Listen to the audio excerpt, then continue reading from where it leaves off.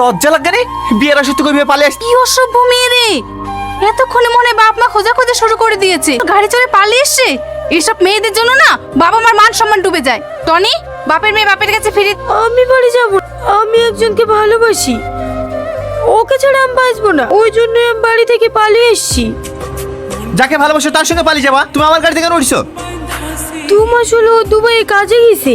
তো দুবাই কাজে গেছো, তো আমি কি করবো? যাও এখান থেকে। ও আমি বাড়ি যাব না। আমি বাড়ি গেলে আম্মা আমাকে মেরে ফেলবে। আমাকে 2 দিন আশ্রয় দিন, তারপর আমি আমার ব্যবস্থা করে নেব। ভয় পাওয়ার কোনো কারণ নেই, এ তো খুশির খবর। ও মা হতে চলেছে, মিক্টারডো হয়, চিন্তার কোনো কারণ নেই। আমাকে ছেড়ে দিন। তোমার যদি মরার অত ইচ্ছা থাকে তাহলে বাড়ি থেকে পালিয়ে এসেছিলে কেন? ওখানে মরতে পারতে। ওটাই আমার ভুল ছিল।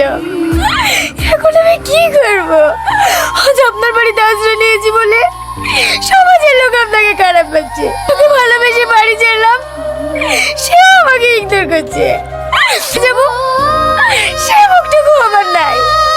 তাহলে আমার কি মরা ছাড়া আর কোনো উপায় আছে? তাহলে কোথায়? কেন স্যার, আমার ছেলেকে কোনো অন্যায় করেছে নাকি? আপনার ছেলেকে ডাকুন, তাহলেই বুঝতে পারবেন। বল মেয়েটা কোথায়? স্যার আপনি বিশ্বাস করেন, আমি সত্যি কথাই বলছি। আমার মিথ্যা কথা? ইন্সপেক্টর, বুদ্ধার ওর গায়ে হাত দিবেন। আপনি কোন অপরাধে ওর গায়ে হাত দিচ্ছেন? ও একটা বড় লোকের মেয়েকে কিডন্যাপ করে নিয়ে এসছে। মিথ্যা কথা। ও কাউকে কিডন্যাপ করে নিয়ে আসি, আর সেই মেয়েটা আমি, যে স্ব ইচ্ছায় ওর সাথে এসেছি।